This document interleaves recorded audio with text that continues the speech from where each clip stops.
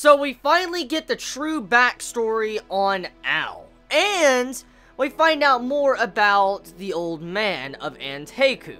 So, this episode of Tokyo Ghoul Route A. I like the setup of this episode, I like the atmosphere of this episode, and I love the way the music was displayed in this episode.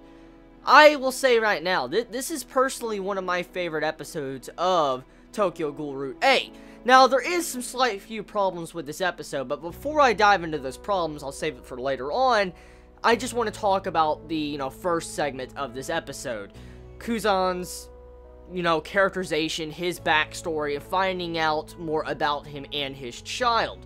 So, apparently, the old man at Anteku, he, at one time, fell in love with a human.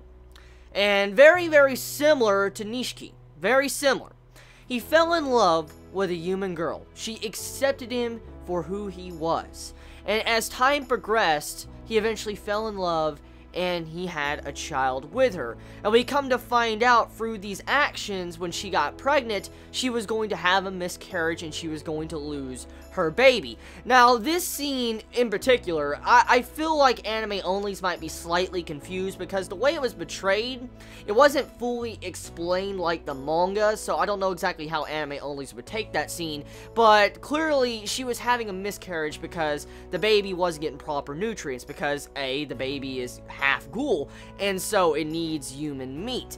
And so in the act of wanting to save her child and not let her child die because she loves, her husband so much, she decided to eat a human being. As you can see, it doesn't specifically show her eating a human being like the manga did, but she eats a human to be able to have the baby survive. And so it just shows you how much she truly cared about her child, and how much she cared about Kuzan also to do an act like this, to eat a human being even though she is a human.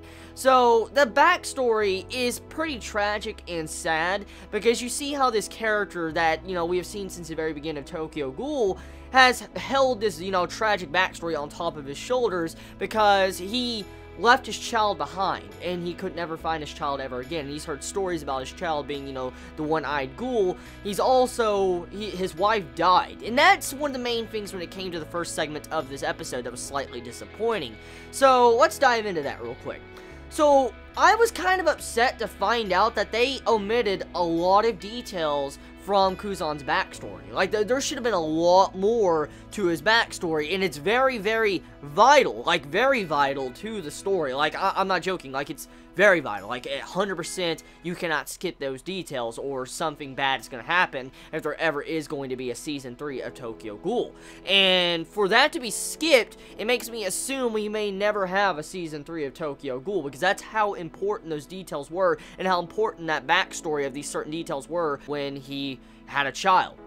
And let's, talk about. So the organization, like, we see this, organization, this certain organization introduced, and supposedly Kuzan worked for this organization, and he was doing things underneath them. Like, he was killing people, killing humans and ghouls alike. It didn't matter. He was killing underneath them. And as the backstory progressed, you see how someone very similar looking to those organization members were attacking Kuzan and his wife. We don't get clarification who was attacking them or not, but you can assume it's someone similar because the outfits were very similar.